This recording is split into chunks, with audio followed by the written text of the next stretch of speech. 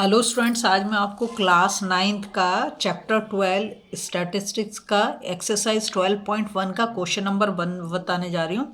इससे पहले की सारी एक्सरसाइज हम कर चुके हैं और इंट्रोडक्शन वीडियो भी मैंने 3 डाली है। ठीक है, देखो यहाँ पे क्या दे रखा है question. A survey conducted by an organisation for the cause of illness and health among the women between the age 15 to 44 in years worldwide found the following figures in percentage।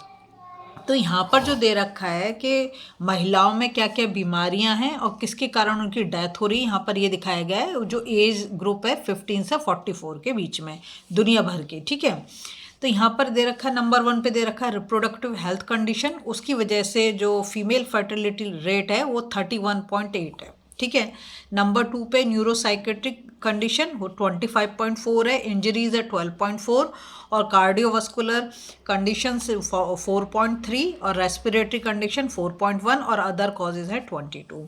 ठीक है, तो यहाँ पर 3 इसमें से पूछे गए। Represent the information given above graphically. तो सबसे पहला काम क्या करना है, हमें इसमें एक ग्राफ बनाना है। अब ग्राफ कौन सा बनाएंगे, इसमें ग्राफ बनेगा हमारा बार ग्राफ। ठीक है, तो हम पहले उसे शुरू करते हैं, उसके बाद हम नीचे वाले क्वेश्चंस लेंगे। ठीक है, तो सबसे पहले तो देखो ये दे रखा है, जो ये कॉजेज दे रखे हैं, कॉजेज को हम ले लेंगे एक्स एक्सिस पे। ये हमारी नीचे वाली जो है ये क्या हमारी एक्स एक्सिस है ना, इस पे हम ले लेंगे कॉजेज। ठीक, कॉजेज हम लेंगे इस साइड पे। और जो वाई एक्सिस है हमारी, ये वाली कौन सी है, वाई एक्सिस। और वाई एक्सिस पे हम ले लेंगे फर्टिलिटी, फीमेल फर्टिलिटी रेट। ठीक है, हाँ, फीमेल फर्टिलिटी मतलब मृत्यु उनकी किसके कारण हो रही है, फर्टिलिटी रेट। ठीक है, चलो, तो इसको अब हमें इसके लिए स्केल लेना पड़ेगा। नीचे तो बहुत ही ईजी है कि सीधा सीधा हम ले लेंगे, एक बॉक्स हमें छोड़ना है। ठीक है, एक बॉक्स को हमें बार ग्राफ में कन्वर्ट करना है। तो यहाँ पे टोटल 6 दे रखा जो सीरियल नंबर, तो 1 ये हो जाएगा, ये पहला वाला छोड़ देंगे 1, फिर इसको छोड़ देंगे, फिर ये 2 हो जाएगा, फिर इसको छोड़ देंगे ये 3 हो जाएगा, और इसको छोड़ेंगे 4 हो जाएगा, इसको छोड़ेंगे 5 और इसको छोड़ेंगे तो 6। इतना ही हमें चाहिए। ठीक है, सबसे पहले जो दे रखा है हमारी बुक में वो दे रखा है नंबर 1 पे दे रखा है रिप्रोडक्टिव हेल्थ कंडीशन। ठीक है, तो नंबर 1 पे हम लेंगे रिप्रोडक्टिव हेल्थ कंडीशन। कितना दे रखा है, 31.8। 31.8 दे रखा है। अगर आप यहाँ देखो तो मैंने जो परसेंटेज लिया है वो लिया है मैंने 1 बॉक्स, जो मैंने यहाँ पे लिया है, यहाँ पे लिख देंगे इसको। ये एक बॉक्स जो है, ये वाला जो एक बॉक्स है, इसको मैंने लिया 2 × 1/10। ठीक है, तो कितना आ जाएगा, ये 0.2% आ जाएगा। ठीक है, तो यहाँ पर मैंने मतलब 0.2 को शो करेगा एक ये, तो ये मैंने परसेंटेज यहाँ पर ले रखी है, तो मैंने 246 ले लिया, क्योंकि इसका जो मैक्सिमम है वो 31.8 है, तो मैक्सिमम मैंने यहाँ पर इसलिए 32 ले लिया। ठीक है, अब इधर साइड जो है यहाँ पर मैं नंबर डाल देती हूँ, क्योंकि इतना स्पेस तो है नहीं कि सबके नाम लिखे जाएँ। नाम जो लिखूँगी मैं बार ग्राफ के अंदर लिख दूँगी, तो यहाँ पर मैं सीरियल नंबर डाल देती हूँ 1।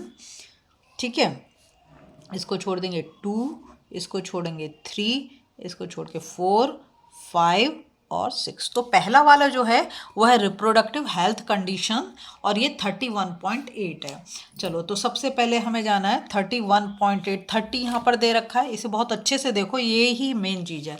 30 ये दे रखा है, तो और 32 ये है, तो ये बीच वाली जो लाइन है ये हो गई हमारी 31, और वो 8 बोल रहा है। एक जो हमारा ये पॉइंट है वो शो कर रहा है, ये बहुत ही छोटे छोटे बॉक्सेस हैं, तो वो शो कर रहा है हमारा कितना 30.2 हो गया वो 4, 6, 8। तो मतलब इससे एक लाइन नीचे यहाँ पर हमें इसको लेना पड़ेगा। पहला वाला तो हम छोड़ेंगे, यहाँ पर हमें इसको बनाना पड़ेगा। ठीक है, तो ये यहाँ पर आ जाएगा। पहले मैं इसको ले लेती हूँ, और आपको ना मैं सिर्फ अच्छे से दिख जाए इसलिए मैं पेन यूज़ कर रही हूँ, लेकिन आप जो पेंसिल से ही बनाएंगे, आप पेन से नहीं बनाएंगे। ग्राफ हमेशा में पेंसिल से ही बनाना है। ठीक है, तो इसको जाके हम इसके साथ ज्वाइन कर देंगे।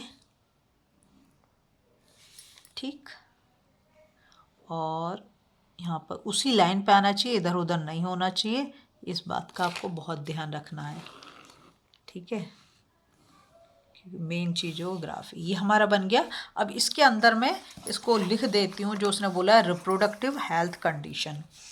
यहाँ अंदर लिखेंगे रिप्रोडक्टिव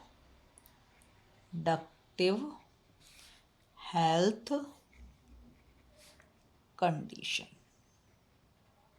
ठीक है, कंडीशंस है, ये मैंने लिख दिया। इसके बाद अब हम जाएंगे सेकंड वाले पे। सेकंड वाले को देखो, यहाँ पर यह है न्यूरोसाइकेट्रिक कंडीशन 25.4। तो पहले तो मुझे जाना पड़ेगा 25 तो तुम कहोगे यहाँ लिया ही नहीं है। 24 और 26 के बीच में ये वाली जो लाइन है ये तो हो गई 25, और वहाँ पे दे रखा है 25.4। तो मैं बताया एक पॉइंट पे 0.2 है, तो 2 पॉइंट लेने से कितना हो जाएगा, 25.4 हो जाएगा। एक इसको हम छोड़ देंगे, और यहाँ पर 25 तो हमारे ये वाला, इससे हमें 2 पॉइंट ऊपर जाना है। 25 से 2 पॉइंट ऊपर ये गए हम, ठीक है। 25.4 है, तो ये 25 हो गया, और ये ऊपर गए तो 2। यहाँ पे पहले हम इसको मार्क कर देते हैं। अब हम इसको नीचे तक ज्वाइन कर देंगे सेकंड वाले उसमें। ये हो गया, और ये हो गया, ठीक है। ये सेकंड वाला जो है वो है न्यूरो मतलब दिमाग से रिलेटेड है, ठीक है। न्यूरो साइक में ध्यान रखना PSY है, PSY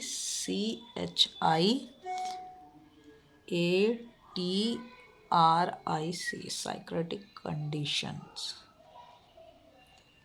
ठीक है। अब हम जाएंगे थर्ड वाले पे। थर्ड में जो दे रखा है वो दे रखा है इंजरीज का कितना दे रखा है, 12.4। तो इंजरीज है 12.4, तो यहाँ पे हमें दे रखा है ना। इसके ऊपर हमें 2 पॉइंट ऊपर जाना पड़ेगा, क्योंकि एक पॉइंट शो करेगा कितना, एक पॉइंट शो करेगा तुम्हारा 0.2, और हमें चाहिए 12.4। तो इससे 2 पॉइंट हम ऊपर जाएंगे। बहुत छोटे छोटे हैं, इसीलिए मैं इसको पेन से भी कर रही हूँ, जिससे आपको अच्छे से दिख जाए कैमरे पे ये। और पहले मैं इसको ही कर देती हूँ, वरना यहाँ से इसको ऐसे जॉइन किया और इसको ऐसे जॉइन करना, ठीक है। ये हो गया। और ये है इंजरीज, तो यहाँ पर हम लिख देंगे इंजरीज, ठीक है, इंजरीज हो गया। अब आएंगे हम फोर्थ वाले पे। तो फोर्थ है कार्डियोवास्कुलर कंडीशन, मतलब हार्ट से रिलेटेड जो बीमारी होगी वो होगी। ये है 4.3।